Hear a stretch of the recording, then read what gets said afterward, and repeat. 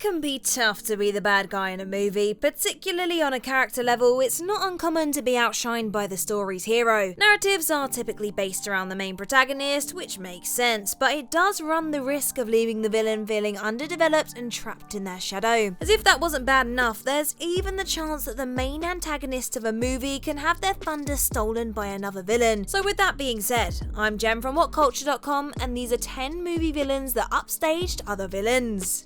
Number 10. Justin Hammer in Iron Man 2. Generally, the Marvel Cinematic Universe has an exceptional track record when it comes to casting. However, there are certain blemishes that prevent it from being really perfect. Up there with the worst casting decisions in the franchise is Mickey Rourke as Ivan Vanko in Iron Man 2. Poor performance and cringeworthy accent alone meant the villain struggled to make any real kind of impact, but his case certainly was not helped by the fact that there was a far more compelling bad guy alongside him. Both Mickey Rourke and Ivan Vanko were completely blown out of the water by Sam Rockwell and his typically wonderful performance as Justin Hammer. Hammer was never supposed to be the main antagonist in Iron Man 2, merely instead a means to an end for Vanko to implement his plan. The problem is, Rockwell is so darn likeable that he could even make the slimy and painfully arrogant Hammer compelling. Against Vanko's bland and forgettable whiplash, Hammer stood out and stole every single scene he was in, particularly the ones where two shared the screen together. It was painfully obvious which one was the stronger character,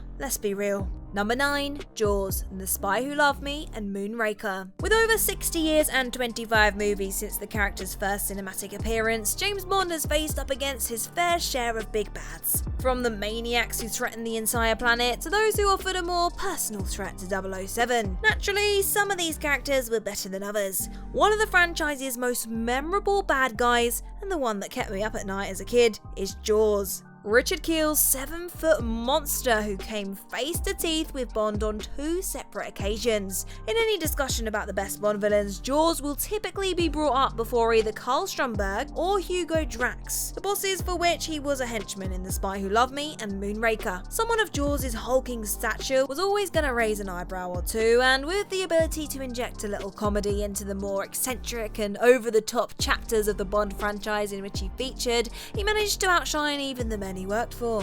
Jaws was such a strong addition to The Spy Who Loved Me in 1977, he was brought back for another appearance 2 years later in Moonraker, something that not too many Bond villains are able to boast. Even with his role relegated to comedic effect more so than an intimidating enforcer in the latter, and in a movie not received as well as its predecessor, Jaws still managed to retain his own status as a franchise legend. Number 8. The Minions in Despicable Me. There's an odd dynamic throughout Despicable Me in that although Gru, played by Steve Carell, is the protagonist of the movie, he's also unapologetically a villain. He wants to become the greatest of them all by stealing the moon, and right there with him are his minions. Back in 2010, Despicable Me introduced Gru's little yellow army and they took the world by storm. Everybody loves Carell's bumbling yet evil bad guy, but his popularity wasn't even in the same league as that of his underlings. They became a worldwide sensation. Merchandise, games, and even a spin-off movie franchise came for the Minions on the back of their popularity, and though the world may not be quite so in love with them now as they once were, there is no slowing them down. They even managed to overtake their boss as the lead role in their spin-off sequel, Minions: The Rise of Gru. The aliens may be cute and adorable, which are unusual traits for villains certainly, but since the dawn of time, they have literally had the single purpose of serving the most evil masters they could possibly find. Number 7. Carl Ruprecht Cronin in Hellboy. Plenty of bad guys will employ underlings to do the bidding for them throughout the movie, allowing for some big fight scenes without having to jump the shark, saving the big clash between the main protagonist and antagonist for the very end. But what happens when the henchman is more compelling than their boss, as is the case in Guillermo del Toro's Hellboy? The chief antagonist of the story was Grigory Rasputin, but his right-hand man, Carl Ruprecht Cronin, was a stronger villain in just about every way. Rasputin himself was, for lack of a better word, boring. A forgettable big bad with a generic motivation. Cronin, however, became instantly memorable just based on his appearance alone, with the metal mask, the blades that so effortlessly extended from his arms,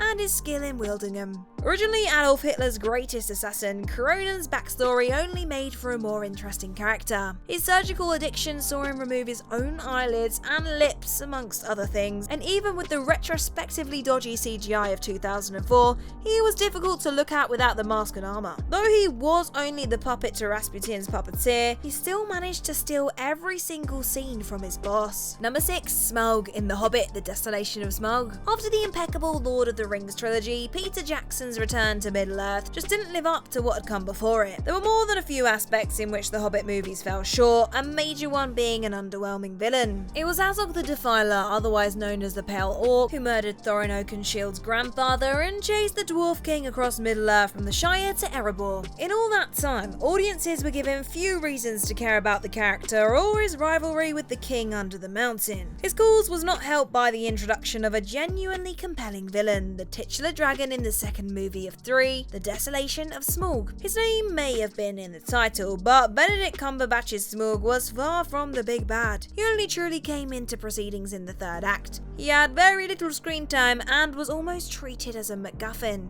giving Thorin and company something to chase. Yet in such a small amount of time on screen, Smaug proved to be far more compelling than Azog. The Pale Orc was around in the story before the dragon, he survived for longer after, and his battle with Thorin was a big part of the entire trilogy's finale. And still, he was the lesser of the antagonists by some stretch. Number 5. X-24 in Logan. Not only was Logan the swan song of Hugh Jackman's portrayal of the titular character, at least before returning for Deadpool and Wolverine, it was the first R-rated movie in Fox's main X-Men franchise and completely different from anything that had come before it. Logan was both unique and outstanding. The villain, not so much. In spite of essentially being responsible for the near extinction of mutant kind on the planet and being portrayed by the ever-brilliant Richard E. Grant, Xander Rice just never popped off the screen. The story was about Logan, and it felt as though there wasn't a huge amount of thought put into its antagonist. Even if there had been, Rice was outshone by his creation, X-24. No one was ever gonna remember or care about Xander Rice once Wolverine's clone, X-24, was introduced, killing Professor X, played by Sir Patrick Stewart, in one of the most harrowing scenes of the entire movie. Number 4. Professor Dolores Umbridge in Harry Potter and the Order of the Phoenix. From the very beginning, before the events of the Harry Potter movies themselves, Lord Voldemort was the biggest bad of the story. The wizarding elitist tried to murder a child and continued with his quest to kill Harry Potter, played by Daniel Radcliffe, for a further 17 years and 8 films. He was a cruel monster who was supposed to be, and indeed was, hated. However, that's not to say that Voldemort was the only villain that Harry faced. Alongside the likes of Professor Quirrell, Bellatrix Lestrange, Barty Crouch Jr. and others was a woman who was hated arguably more than so many. Imelda Staunton's Professor Dolores Umbridge. Clad in pink from head to toe, Umbridge was brought in to be the defense against the Dark Arts teacher when the Ministry of Magic took over Hogwarts. In pushing their agenda of complete and utter denial of Voldemort's return rather than actually trying to prepare the students for it, Dolores became truly hated. When first appearing in Harry Potter and the Order of the Phoenix, her smug and arrogant attitude, the way she treated and tortured the children, and even the way she spoke ensured that she was universally despised. The 5th movie of the franchise was when Voldemort, the greatest threat of terror the Wizarding World has ever seen,